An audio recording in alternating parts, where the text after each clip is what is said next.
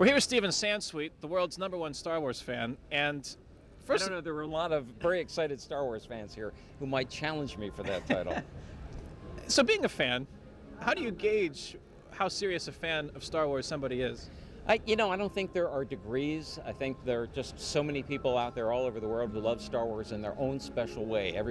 Some people are collectors, some people just go to the movies, some people read the books, but they're fans through and through, and they've all been inspired with the great story that George Lucas came up with 30 years ago. Your story is an inspiring one to Star Wars fans as well, because after working for the Wall Street Journal, you have talk about your private collection of Star Wars. If for those of our fans who don't know.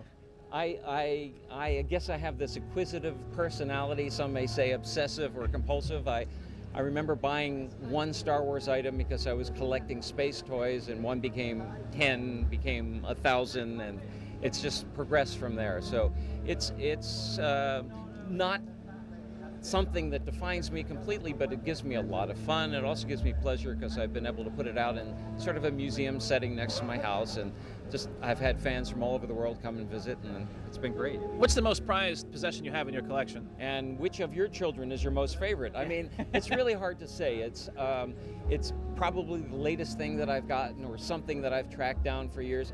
I've got some props and some costumes from well before I joined Lucasfilm, but I really love the fan-made items because it shows the passion and the skill of fans and how they translate that into something that they do well. I have some friends in Mexico City who do amazing things. I just bought a Bantha piñata with a Tusken Raider sitting on top, and you open the saddle and you can put the candy in there, but I'm not going to let anybody get near with a stick, I'll tell you that. It's things like that that are very cool to me. But I think that, at least the great thing that I hope, is that yours is a collection not to sell on eBay. Yours is a collection of a personal nature that is museum quality. Absolutely. Mine's a collection that I've put together over the years because I bought things that I enjoyed. Unfortunately, or fortunately, I enjoy everything Star Wars. So I was just in Paris, and what do you think I came back with? I came back with 27 different boxes of chicken with Star Wars on the label. So, that to me, though, something like the food packaging just shows how Star Wars got ingrained into the popular culture all over the world. There's Yoda soda from Finland in 1983. There's Canadian R2-D2 hot dogs from 1978. There's dog food from Australia from 1983. It's nonstop. Star Wars is everywhere. Would you have thought 30 years ago, when you were working for the Wall Street Journal and Star Wars had yet to be a blip on the horizon, that we would be standing 30-some years later in front of a life-size X-Wing celebrating the most successful movie saga in history? At that time, in 1976 or 1977, before the film came out, none of this was even... No, and certainly, George thought he had a failure on his hands, that he might never make another movie again or go back to documentaries, which was his first love. But no one could have predicted how Star Wars really affected the U.S. and then, all the English-speaking countries, and then a lot of other countries too. What is the largest footnote that Star Wars will leave on history? Is it pop culture? Is it changing the way movies are made? Is it merchandising movies, films? I think it's a little bit of all of those things. There really wasn't such an industry as licensed goods, not a big industry until Star Wars came along. There had never been a successful movie license. And certainly the way George did things has changed the face of movie making, and what we see as a tentpole movie and a summer movie. I mean, that all came from Star Wars. I mean, there were some before that, like Jaws, and Stephen and George are sort of friendly rivals on that, but also good friends. The fact that Star Wars has gotten so much a part of the international world culture, to the extent that editorial cartoonists have been able to use Darth Vader for almost 30 years to represent any evil in the world they want to, and they don't have to explain who Darth Vader is. Yoda as the fount of all wisdom.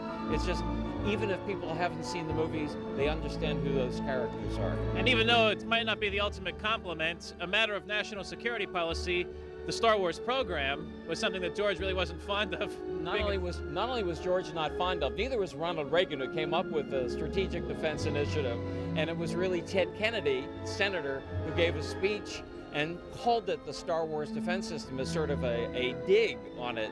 And Lucasfilm, in fact, back then sued one news organization because they had to in order to protect their copyright. Of course, they lost the suit, but still, George was never very fond of that. You've seen the new film. I guess. Four times, yes. This will be my fifth tonight. How do you feel about the film? It's just the perfect end to the saga. It obviously is in the middle of the storyline, but it answers so many questions that have been around for the last 30 years or so, and really shows how and why Anakin goes from being this nice young guy, very powerful, meaning very well, and how he becomes the ultimate bad boy because he makes the wrong choice. And you can relate to that in your own life or lives of other people that you know. What do you hope people take away from the film? I mean, when they walk out of a theater after seeing this new film, what's the sort of feeling you hope that they leave with? I hope they leave with the feeling that they must go and see episodes 4, 5, and 6 now because they loved it so much. Everybody takes something different away from Star Wars. It's partly what you bring to it, but it's an excellent movie. There's a lot of emotion in it.